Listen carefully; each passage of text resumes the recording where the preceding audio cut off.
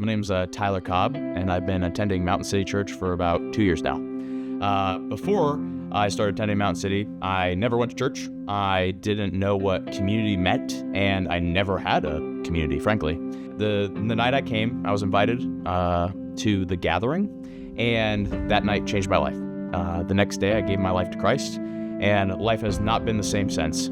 The first thing I did was I tried to get involved with a small group and serving. The small group I attended was led by Preston, and one thing that he really did for me was give me perspective.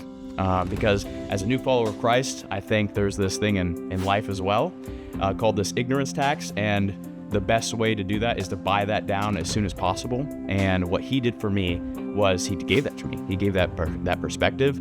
He told me what things I should be focusing on with my walk with Christ at the beginning. And after that, one thing he encouraged me to do was to start serving. So the first thing I did was started serving with the gathering, where it kind of all began. And one thing that it did for me is it really showed me what the love of Jesus looks like. A few months into my walk with Jesus, we did our men's series on the book of Judges, and I was really convicted by the message, and I decided to start serving with the kids ministry. And I love serving at kids ministry. What was really humbling at first was how well these kids knew the Bible. And as a new person in the faith, I really didn't have that. I was reading my Bible every day, but I didn't know it still as well as these 4th and 5th graders, which was really humbling. So what it did for me is it forced me to fast track my understanding, listening to commentaries, being in the Bible more intentionally, so I could actually communicate with these kids. And finally, what I decided to do is to start my own small group.